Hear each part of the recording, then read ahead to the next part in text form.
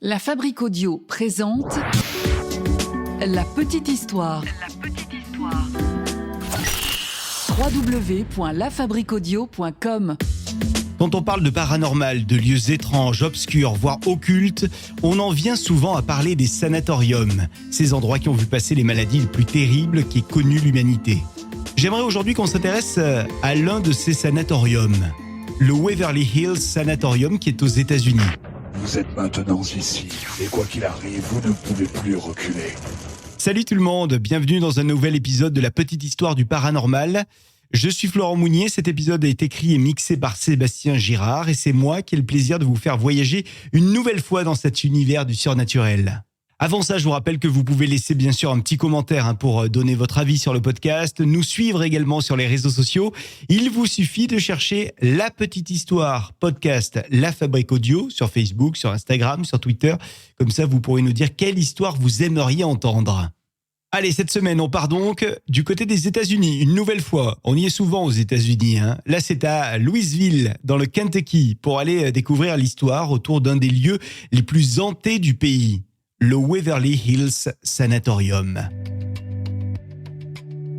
Alors, tout commence en 1883. Un certain major, Thomas Ace, décide de construire sa propriété sur une colline de Louisville. Et comme le gars, c'est le maire, il décide aussi de faire une école pour ses filles, sa propriété étant trop loin de toutes les écoles de la ville. Et c'est une enseignante de l'école, à qui d'ailleurs il donne le job, qui va donner elle-même le nom de Waverly School à l'école. Elle choisit ce nom-là pour rendre hommage en quelque sorte à son roman favori, Waverly. C'est un roman de Walter Scott. Alors quelques décennies plus tard, on est déjà au début des années 1900. La région est ravagée par une maladie très connue à l'époque, qui est à peu près dans toutes les parties du globe.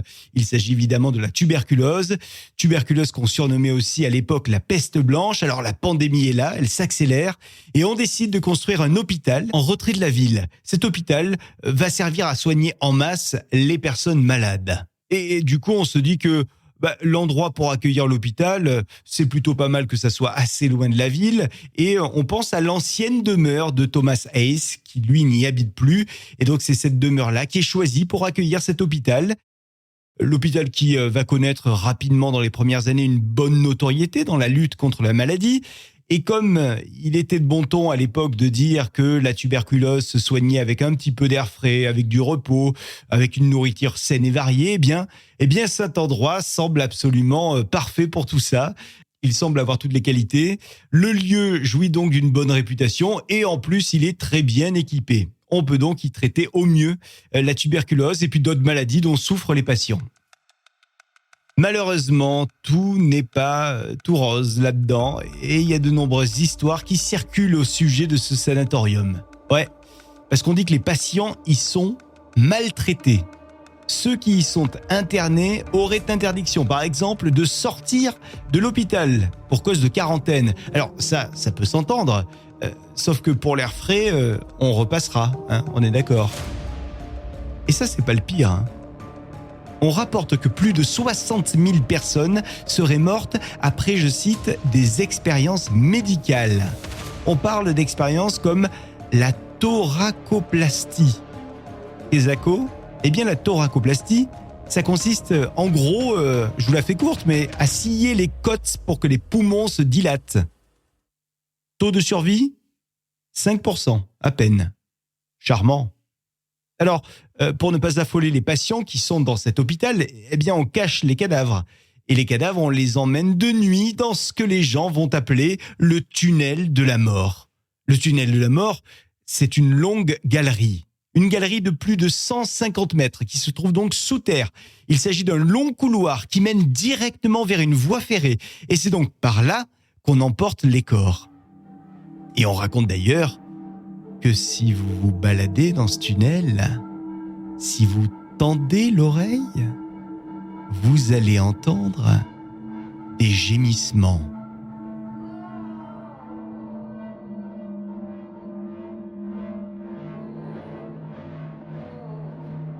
Alors l'hôpital est resté très longtemps ouvert, mais il a quand même fini par fermer en 1981. Et c'est à ce moment-là que les rumeurs et les autres légendes ont commencé à sortir.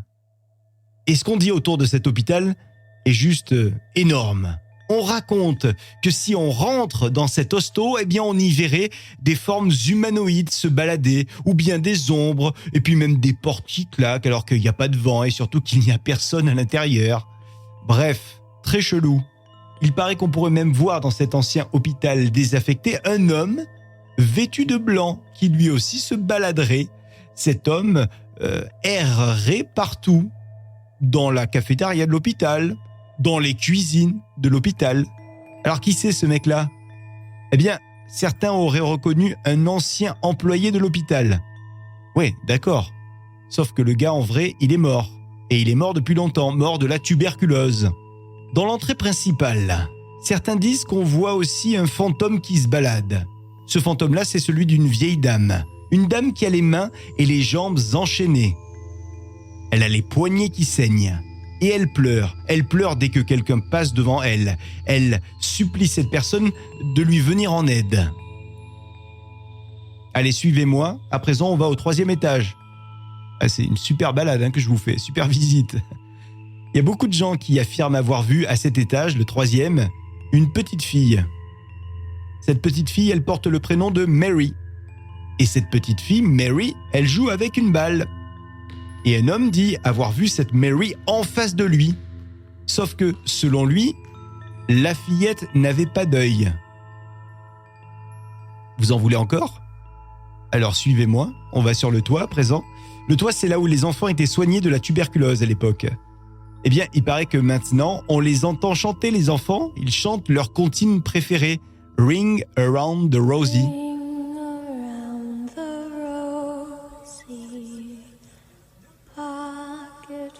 Mais la légende la plus connue reste celle de la chambre 502, une chambre qui est située au 5e étage. C'est à cet étage-là qu'on soignait les personnes mentalement aliénées et on les mélangeait, ces patients-là, avec les autres patients qui souffraient de la tuberculose. Et alors, dans cette chambre 502, qui se trouve donc au 5e étage, eh bien, c'est là que se seraient suicidées 2 infirmières. La première, en 1928, une infirmière en chef. Elle avait 29 ans, enceinte. Et on n'a vraiment jamais su les raisons de ce suicide. Elle s'est pendue. La deuxième, en 1932. Elle est tombée de la fenêtre de la chambre. Alors, la version officielle, c'est qu'elle a sauté de cette fenêtre. Sauf que beaucoup pensent qu'elle aurait été poussée par quelqu'un. Une chose est sûre, c'est que aucune de ces 2 personnes n'avait l'air de vouloir en finir réellement avec la vie, et pourtant ces 2 personnes ont disparu subitement. Certains racontent également que celui qui entre dans la chambre 502 va ressentir une terrible oppression, un sentiment aussi de désespoir.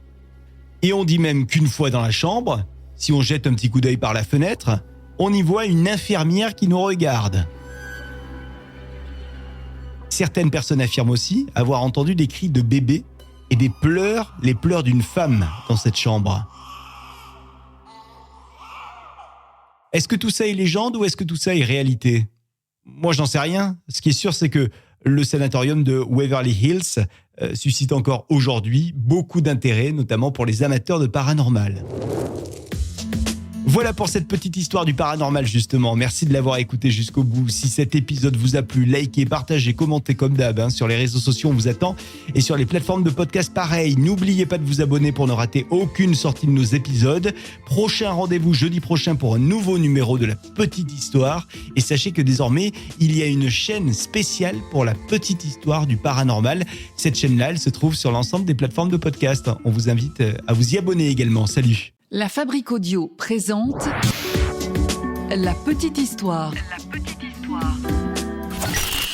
Vous souhaitez devenir sponsor de ce podcast ?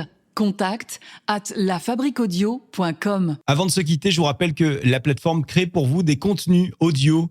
Si vous avez une entreprise, une association, une marque, vous souhaitez qu'on discute un petit peu de la possibilité de faire pour vous des contenus audio, n'hésitez pas à nous contacter, vous nous envoyez un mail contact@lafabriqueaudio.com, la fabrique avec un K.